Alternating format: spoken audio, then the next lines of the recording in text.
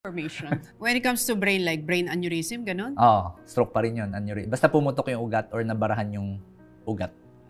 Although kasi, kaya siguro siya nakakalito kasi kapag yung iba nagkaroon ng heart attack, sila na rin yung magkakaroon ng stroke. Medyo nagsasabay sila. May sign ba na ma-stroke na or magkaka-heart attack na ang isang tao? Mahalaga yung FAST, yung mnemonic na FAST.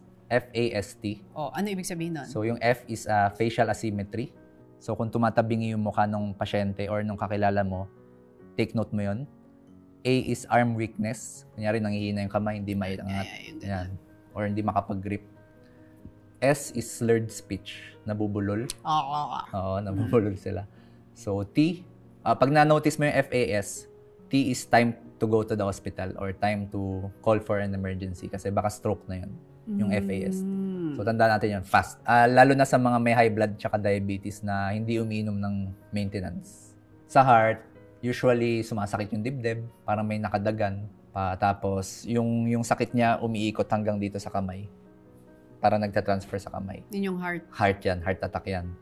Or biglang nagkakaroon ng palpitation. Tapos yung ibang patient, ang explanation nila, hindi nila ma-explain yung bigat ng dibdib. Yun, may ganun silang term eh, pare-pareho sila eh. Dok, di ko ma-explain yung bigat ng dibdib ko.